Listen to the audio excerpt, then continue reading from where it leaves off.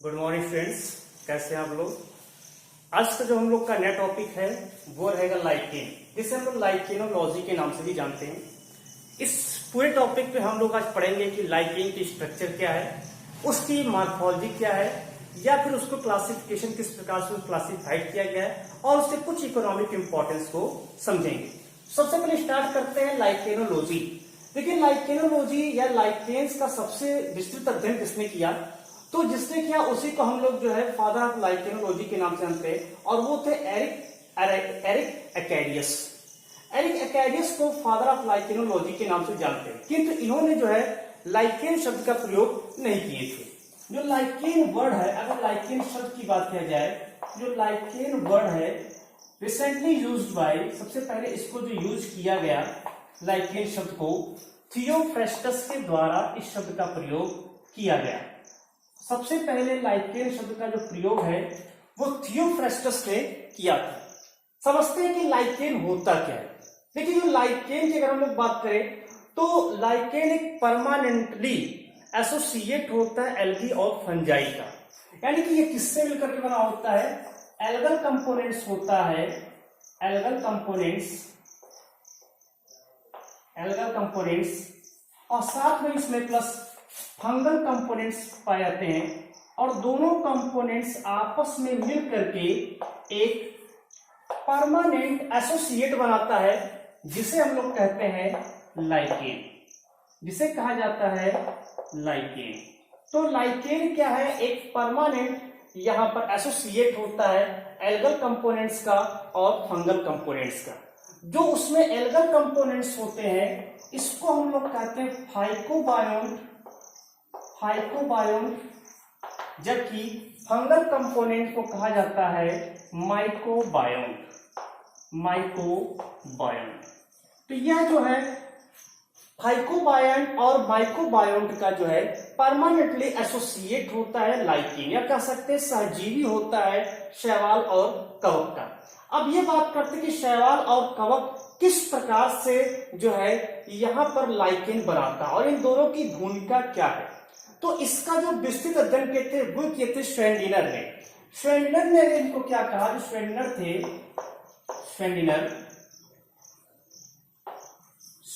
एक वैज्ञानिक हुए।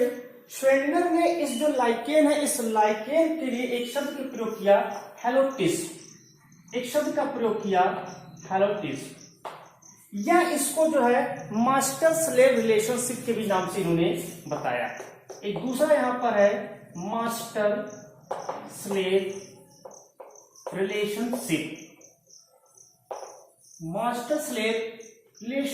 भी इन्होंने कहा इस लाइकेन को। क्यों कहा उसके समझते हैं। देखिए, जो एल्गल कंपोनेंट्स और फंगल कंपोनेंट्स की बात किया जाए, जो एल्गी है यानी जो शैवालांश है, और ये फंगल कंपोनेंट जो कवकांश है, यहां पर अगर इसकी बात किया जाए तो एल्गल कंपोनेंट्स के पास होता है यहां पर प्रेजेंट होता है पिगमेंट, यानी जो एल्गी है, जो इसका फाइकोबायोन्ट होता है, इस फाइकोबायोन्ट के पास क्या है, इसके पास प्रेजेंट है पिगमेंट। इस पिगमेंट की सहायता से ये भोजन का निर्माण करेगा, फूड का निर्माण कर लेगा, मीन्स ऑटोट्रॉपिक नेचर का होगा, और ये जो भोजन होगा ये प्रदान करेगा माइकोबायोन्ट को। क्यों इसको भोजन प्रदान करेगा, जो कवक होते हैं, कवक को जो है हेटेरोट्रॉपिज्म होते हैं, परपोषी होते हैं, इनके पास पिगमेंट प्रेजेंट नहीं होते हैं, जबकि फाइकोबायोन्ट के पास पिगमेंट प्रेजेंट होता है। तो इस पिगमेंट क्लोरोफिल के कारण ये भोजन का निर्माण स्वयं कर सकते हैं, दे आर ऑटोट्रॉपिक्स, और माइकोबायोन्ट जो होता है दे आर हेटेरोट्रॉपिक होते हैं। तो ये एक भोजन जो निर्माण करता है, ये भोजन को पहुंचाता है, माइकोबायोन्ट को देता है, और माइकोबायोन्ट से भी कुछ लेता है ये।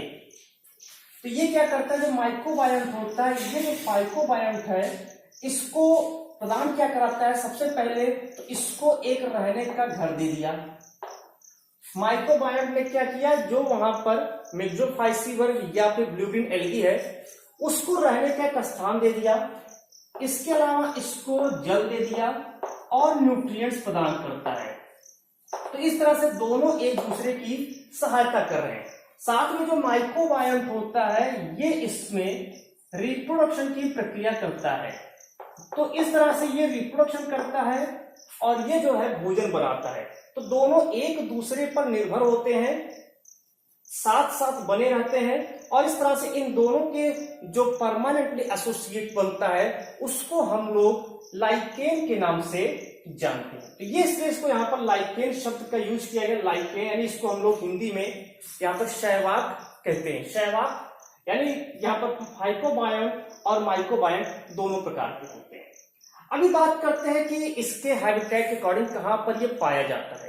तो अगर हम इसके अक्रेंस की बात करें, कहाँ पर ये उपस्थित होता है, कहाँ पर ये उगता है, तो उसकी बात किया जाए तो on the basis of habitat अगर बात किया जाए कि कहाँ पर रहता है, तो इसके आधार पर इसको हम देखा जाए on the basis of habitat. Habitat के अनुसार ये कितने प्रकार के होते हैं। तो हैबिटेट की अगर बात किया जाए वास स्थान के आधार पर कई प्रकार के होते हैं। जैसे सबसे पहले एक होता है सैक्सिकोलस। सैक्सिकोलस, जो सैक्सिकोलस होते हैं लाइकेन, ये लाइकेन चट्टानों पर पाए जाते हैं, जो रॉक पर होते हैं। इनके ये जो उत्पन्न होते हैं या जो उगते हैं ये चट्टानों पर उगते हैं, रॉक्स पर उगते हैं। दूसरा एक होता है कॉर्टिकोलस। कॉर्टिकोलस, जो कॉर्टिकोलस होता है ये जो पेड़ होते हैं उस पेड़ की छाल पर उगते हैं, यानी कह सकते हैं bark of tree, bark of tree पर उगते हैं, पेड़ों की छालों पर उगते हैं। इसके अलावा इसमें आता है टेरिकोलस, एक तीसरा टेरिकोलस। टेरिकोलस जो होता है ये टेरिकोलस मॉइस्ट सॉइल पर उगते हैं, जहां पर नम होते हैं, लेकिन ध्यान में जहां पर वर्षा कम हो रहा हो वहां पर उगते हैं। वर्षा क्षेत्र वाले भाग में नहीं पाए थे, वर्षा जहां पर कम होता है सॉइल पर होते हैं। एक होता है लिग्नोकोलस। लिग्नोकोलस, लिग्नोकोलस और कॉर्टिकोलस को कुछ लोग एक ही मानते हैं, क्योंकि ये भी बात पर उगता है और ये भी जो है वुड पर ही, यानी जो कास्ट होता है उस कास्ट पर उगता है। तो कुछ लोग इसको क्लासिफाइड नहीं करते हैं। और एक होता है ओमनिकोलस। ओमनिकोलस, जो ओमनिकोलस होता है जैसे लेदर हो गया या लेंस हो गया, इस पर उगते हैं ये। तो on the basis of habitat there are many types. The first is saxicolous, they are present in they are found in rocks. Corticolas, they are present on bark of tree. Terricolas, they are present on soil. Lignocolas, they are present on wood. And Omnicolas, they are present on leather or lens. और etc any जो है कहे कि जो घर में रखे हुए कूड़े करकट होते हैं वहां पर जो है ये उगते हैं। तो ये तो इसके क्लासिफिकेशन के, इस पर क्या नाम है, हैबिटेट के आधार पर उसको वर्गीकृत किया गया। तो इतना समझ में आया कि शैवाक यानी लाइकेन है क्या। लाइकेन क्या है, जिसमें शैवालांश और कवकांश दोनों के अंश पाए जाते हैं। मीन्स जहां पर algal components and fungal components, phycobiome और माइक्रोबायोम दोनों होते हैं, उसको हम लोग कहते हैं लाइकेन। अभी हम लोग उसकी बात करते हैं क्लासिफिकेशन की। चलते हैं इसके क्लासिफिकेशन पर। क्लासिफिकेशन में इसके फिगर भी, इंटरनल स्ट्रक्चर को भी हम लोग समझेंगे, या पहले इंटरनल स्ट्रक्चर समझ लेते हैं फिर क्लासिफिकेशन करते देखते हैं। तो स्टार्ट करते हैं इसको। पहले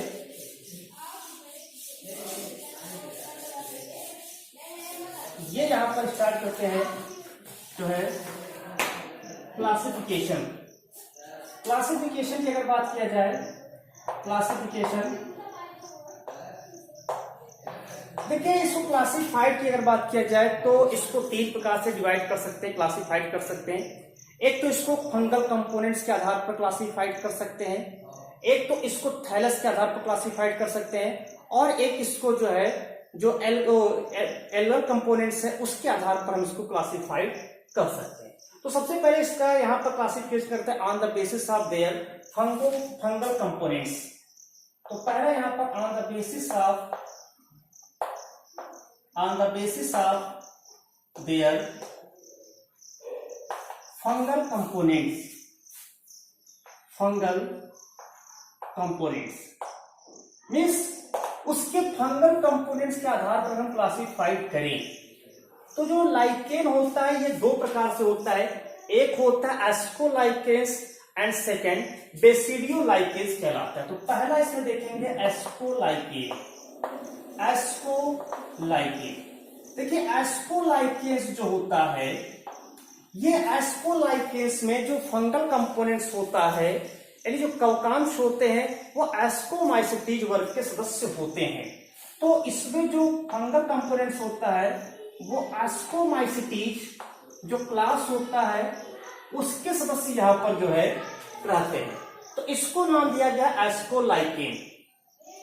एस्कोलाइकेन्स जो होते हैं ये अगर इनकी बात करें तो दो प्रकार के होते हैं। एक होता है यानी कि अगर फ्रूटिंग बॉडी के आधार पर बात करें तो फ्रूटिंग बॉडी फलन काय के आधार पर ये दो प्रकार के होते हैं।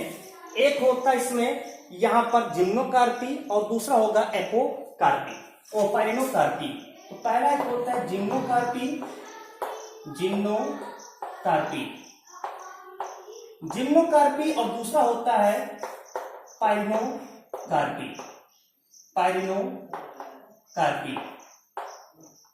जिम्नोकार्पी जो होता है इसमें जो फ्रूटिंग बॉडी होता है क्योंकि इसमें इंपॉर्टेंट होता है, अगर सबसे इंपॉर्टेंट फ्रूटिंग बॉडी, तो फ्रूटिंग बॉडी ज्यादा इंपॉर्टेंट होता है। जो फलन काय होता है ये फलन काय इसमें जो है सबसे ज्यादा इंपॉर्टेंट रहता है। फ्रूटिंग बॉडी की बात करें तो इसका जो फ्रूटिंग बॉडी होता है वो एपोथीसियम होता है। फ्रूटिंग बॉडी क्या होता है, एपोथीसियम होता है। जबकि जो पाइरिनोकार्पी होता है, इस पाइरिनोकार्पी का जो फ्रूटिंग बॉडी होता है ये यहाँ पर पेरिथीसियम होता है, ये यहाँ पर पेरिथीसियम होता है। तो फ्रूटिंग बॉडी मोस्ट इंपॉर्टेंट होता है। कभी कभी पूछा भी जाता है क्वेश्चन कि एपोथीसियम फ्रूटिंग बॉडी किस प्रकार के लाइकेन्स में पाया जाता है। तो जो जिम्नोकार्पी होता है उसमें फ्रूटिंग बॉडी एपोथीसियम प्रकार का होता है और जो पाइरिनोकार्पी होता है उसमें फ्रूटिंग बॉडी पेरिथीसियम प्रकार का होता है। इसके अगर हम इसकी क्लासिफिकेशन करें ऑन द बेसिस ऑफ, ये दूसरा होता है बेसिडियोलाइकेन। तो ये तो दूसरा है, पहला एस्पोलाइकेन्स, दूसरा है बेसिडियोलाइकेन। बेसिडियोलाइकेन्स में जो यहां पर कवकांश होता है ये यहां पर बेसिडियोमाइसिटीज क्लास के सदस्य होते हैं। बेसिडियोमाइसिटीज क्लास के सदस्य होते हैं, सदस्य यहां पर होते हैं। यानी इसमें जो है बेसिडियोमाइसिटीज। अभी हम बात कर रहे थे, यहां पर हमने क्लास तो बता दें कि फंगल कंपोनेंट्स कौन से होते हैं। शैवाल, देखिए शैवाल यूजुअली ब्लू ग्रीन एल्गी या फिर मिक्सोफाइसी वर्ग के जो सदस्य होते हैं वो यहां पर आकर के इनके साथ एसोसिएट करते हैं। तो ये बेसिडियोलाइकेन्स में बेसिडियोमाइसिटीज क्लास के जो कवक होते हैं वो यहां पर आकर के इसके साथ जो एल्गी है, चाहे वो ब्लू ग्रीन एल्गी या फिर मिक्सोफाइसी वर्ग के जो एल्गी है उसके साथ आकर के कोरिलेट करते हैं। इसके अलावा अब बात करते हैं दूसरा on the basis of thallus. On the basis of thallus, अगर इसकी क्लासिफिकेशन जो है थैलस के अकॉर्डिंग किया जाए तो इसमें थैलस के आधार पर अगर क्लासिफाइड इसको किया जाता है तो ये तीन प्रकार के होते हैं।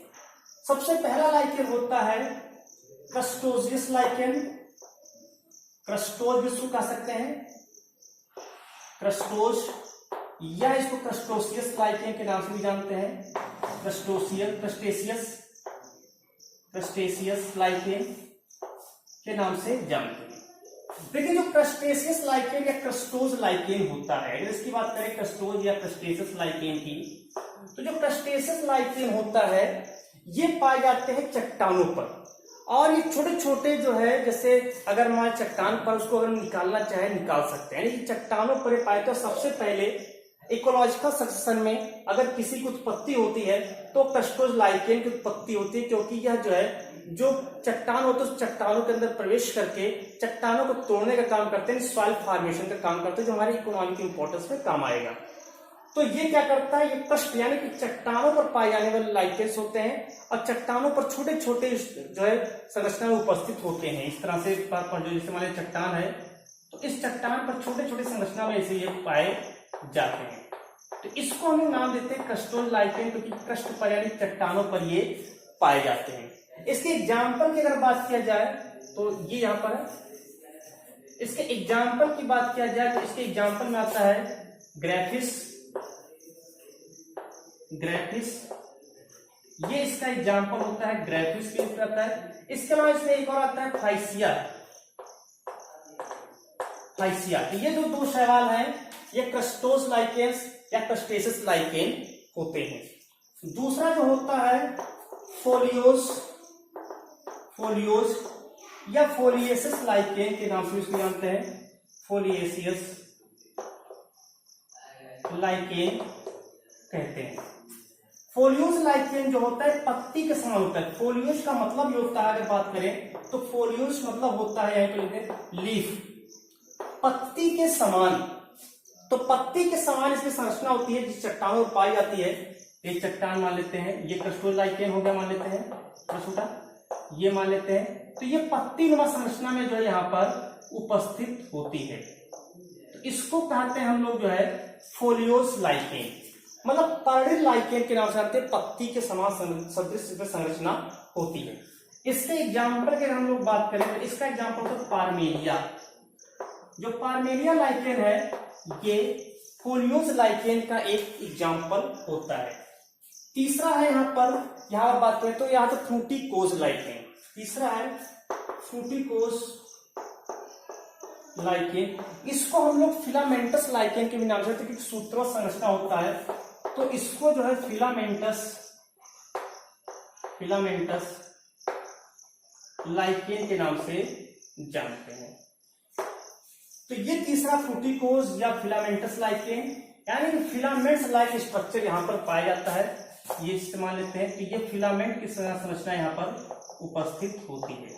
तो एक सूत्रनुमा संरचना यहाँ पर पाई जाती है, पूरी जाल के रूप में फैल जाती है, तो इसको फ्रूटिकोज लाइकेन के नाम से जानते हैं। इसके एग्जाम्पल की बात करें तो इसका एग्जाम्पल आता है क्लेडोनिया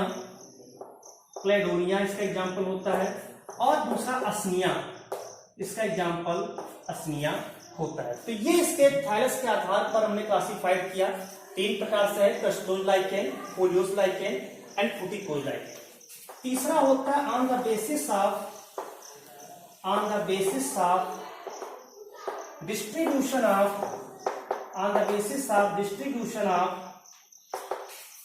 एल्गल कंपोनेंट्स। तो ये एल्गल कंपोनेंट्स के आधार पर इसको जो है, जो एल्गल कंपोनेंट्स है उसके वितरण के आधार पर इसको जो है डिवाइड किया गया है कि जब समान रूप से एल्गी जो है कवक के समान रूप से वितरित हो या फिर उससे विषम रूप से वितरित हो। तो एक इसमें होता है होमो आइसोमेरस, पहला होमो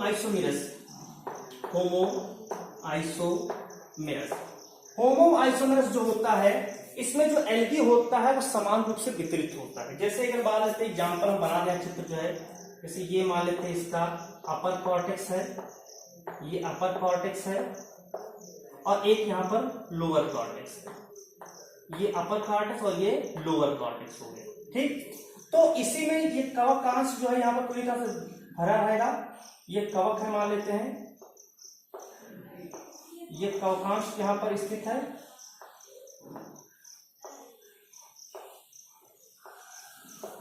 ये कवकांश यहाँ पर स्थित है मान लेते हैं, ठीक है।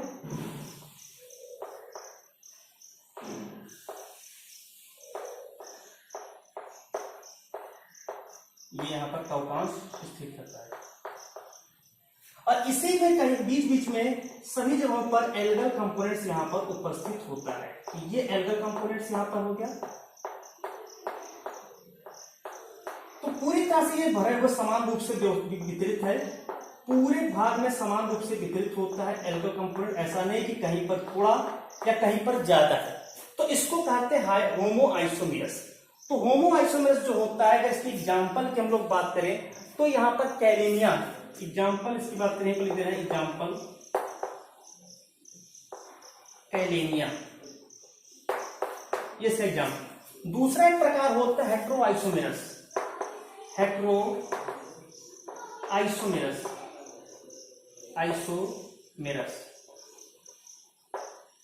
आइसोमेरस में क्या होता है, इसमें जो है जो शैवालांश होता है वो ऊपर की ओर यानी अपर रीजन में अपर कॉर्टेक्स के नजदीक होता है, जबकि मिडुला यानी कि जहां पर कवक होते हैं वो लोअर कॉर्टेक्स की ओर वितरित होते हैं। जैसे इसका मान लेते हैं, चित्र मान लेते हैं, यहाँ पर हम जो है ये अपर कॉर्टेक्स है, ये अपर कॉर्टेक्स और ये लोअर कॉर्टेक्स। तो यहाँ पर राइजीन भी पाया जाता है, राइजिन यहाँ पर होता है, व्यवस्थित होता है। इसी राइजिन के द्वारा वो सबस्ट्रेटम से जाकर के चिपकता है। यहाँ अपर कॉर्टेक्स, ये कॉर्टेक्स, अपर कॉर्टेक्स, ये पूरा अपर कॉर्टेक्स मान लेते हैं, ये अपर कॉर्टेक्स,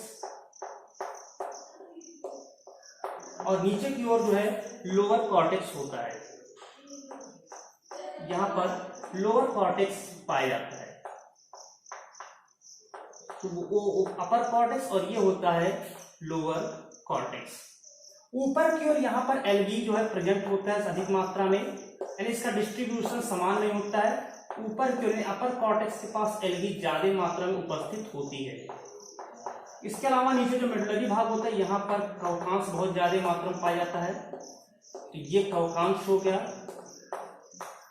पूरा ये फैला हुआ होता है, सूत्रनुमा संरचना में पाया जाता है इस तरह से। ये मेडुलरी रीजन में कवकांश यहाँ पर रहता है और यहाँ पर एल्गल होता है। अपर कॉर्टेक्स और लोअर कॉर्टेक्स, अपर कॉर्टेक्स की ओर यहाँ पर एल्गल जोन अधिक होता है और जबकि लोअर कॉर्टेक्स की ओर फंगल जोन अधिक होता है। यानी एलगी का डिस्ट्रीब्यूशन यहाँ पर डिफरेंट होता है, अलग होता है। ऊपर की ओर अधिक होता है, नीचे की ओर कम होता है। ऐसा नहीं नीचे पाया जाता है लेकिन कम मात्रा पाया जाता है, इसका डिस्ट्रीब्यूशन कम है, इसलिए इसको हेटेरो आइसोमेरस के नाम से जानते हैं। इसमें अगर एग्जाम्पल की बात करें तो इसका एग्जाम्पल होता है पार्मेलिया, इसका एग्जाम्पल है पार्मेलिया। तो ये क्लासिफिकेशन किया गया है तीन आधार पर, एक फंगल कंपोनेंट्स के आधार पर, थाइलस के आधार पर, और तीसरा जो है उसके एल्गल कंपोनेंट्स के आधार पर। अब बात करते हैं इसके कुछ इकोनॉमिक इंपॉर्टेंस की। तो देखिए इकोनॉमिक इंपॉर्टेंस की अगर हम लोग बात करें यहाँ पर तो बहुत सारे इसमें ऐसे हैं प्लांट्स जिसका यूज जो है मेडिसिन में भी किया जाता है, भोजन में भी किया जाता है, विभिन्न प्रकार के रंग आदि बनाने में भी किया जाता है। तो इसका जो अगला है इसमें इकोनॉमिक इंपॉर्टेंस, इकोनॉमिक इंपॉर्टेंस। देखिए इकोनॉमिक इंपॉर्टेंस की बात किया जाए तो सबसे पहले इसका उपयोग जो है भोजन के रूप में भी किया जाता है। जैसे अर्मीनिया है, अगर हम फूड के रूप में एज ए फूड के रूप में इसकी बात करें, भोजन के रूप में, तो भोजन के रूप में यहाँ पर पार्मेलिया या अर्मीनिया का भी उपयोग किया जाता है। पार्मेलिया हो गया या एंड अल्बेनिया हो गया, तो इसका उपयोग जो है भोजन के रूप में किया जाता है। चाहे वो पशुओं के चारे के रूप में भी किया जाए, कुछ देशों में पार्मेलिया को भोजन के रूप, मनुष्य भोजन के रूप में ग्रहण करता है, या प्रायः जो है चारे के रूप में, जानवरों के चारे के रूप में प्रयोग किया जाता है। इसके अलावा जो है एक चीज सुने होंगे, जब केमिस्ट्री लैब में जाते हैं तो वहां पर जो है पीएच मान टेस्ट किया जाता है। तो उसमें जो है एक पीएच मान टेस्ट करने के लिए लिटमस पेपर होता है, तो वो लिटमस पेपर भी जो होता है वो इसी से प्राप्त करते हैं। डाई जो रंजक होता है, उस रंजक का भी जो निष्कर्षण होता है, रंजक को भी जो प्राप्त करते हैं वो भी जो है लाइकेन से प्राप्त करते हैं। सबसे इसका जो मेन रोल होता है वो होता है बायो इंडिकेटर और सॉइल फॉर्मेशन में। सबसे पहले समझते हैं सॉइल फॉर्मेशन कैसे करता है। देखिए सबसे पहले क्या करेगा कि ये एक सबसे मोस्ट इंपॉर्टेंट हम रोल इसकी बात कर रहे हैं, सबसे मोस्ट इंपॉर्टेंट दो तीन इसका सबसे मोस्ट इंपॉर्टेंट है। तो भोजन के रूप में, औषधियों के रूप में, चारे के रूप में, तो इस सब चीज के रूप में तो है ही, लेकिन सबसे मोस्ट इंपॉर्टेंट की बात कर रहे हैं। सबसे पहला लिटमस इससे प्राप्त होता है, ठीक है, इससे लिटमस प्राप्त होता है। पहली चीज नील जो होता है इंडिगो टेंटाफोरिया से जो प्राप्त होता है, ये जो इंडिगो से प्राप्त होता है नील, जिसका प्रयोग हम लोग कपड़ों की सफेदी भी करते हैं, तो नील का भी जो निष्कर्षण होता है वो इसी के द्वारा प्राप्त होता है। लेकिन मोस्ट इंपॉर्टेंट की बात करें, ये जो चट्टान होता है उस चट्टान को तोड़ता है, लेकिन ये यहाँ पर कह सकते हैं इकोलॉजिकल सक्सेशन में सबसे इंपॉर्टेंट होता है। इकोलॉजिकल सक्सेशन में जब इकोलॉजिकल सक्सेशन होता है, अनुक्रमण होता है, ये टॉपिक पढ़ा चुके हैं। इकोलॉजिकल सक्सेशन जो होता है यानी कि कहीं अनुक्रमण हो रहा हो, यानी कि खाली स्थान है, चट्टान है, उस चट्टान पर जो एक नए वनस्थली का निर्माण हो जाना, तो इकोलॉजिकल सक्सेशन में इसकी जो मेन भूमिका होती है वो पायोनियर की होती है। इसकी जो मेन भूमिका होती है वो पायोनियर की होती है, यानी वहां से नवीन समुदाय के रूप में आता है। कौन सा आता है? क्रस्टोज लाइकेन आता है। कौन सा लाइकेन आता है? क्रस्टोज लाइकेन आता है, अभी जस्ट पहले बताया है। तो ये क्रस्टोज लाइकेन करता क्या है, ये चट्टानों पर पहुंच करके चट्टानों को जो है छोटे छोटे टुकड़ों में तोड़ देता है। तो पहला चीज ये इकोलॉजिकल सक्सेशन में पायनियर की भूमिका में है। दूसरा इंपॉर्टेंट है कि ये सॉइल फॉर्मेशन भी कर रहा है। ये क्या कर रहा है? मृदा का निर्माण करता है। जब चट्टान छोटे छोटे टुकड़ों में फूट जाएगा तो निश्चित रूप से उससे जो सॉइल का निर्माण उससे सॉइल फॉर्मेशन करेंगे। तो सॉइल फॉर्मेशन में भी इसकी भूमिका होती है। तीसरा जो है इसका एक बायो इंडिकेटर के रूप में भी ये सहायता करता है। ये बायो इंडिकेटर है, बायो इंडिकेटर होता है। ये क्या करता है? बायो इंडिकेटर इंडिकेट करना।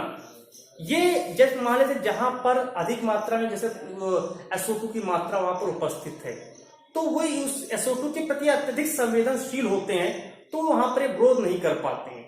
तो इसीलिए वहां पर माना जाता है कि वहां पर SO2 की मात्रा अधिक होती है, अतः यह जो है एक बायो इंडिकेटर के रूप में होती है। तो ये इसके कुछ इकोनॉमिक इंपॉर्टेंस थे। तो ये पूरा हम लोग का जो आज का टॉपिक था वो था लाइकेन। आई होप आप लोग को समझ आएगा। धन्यवाद।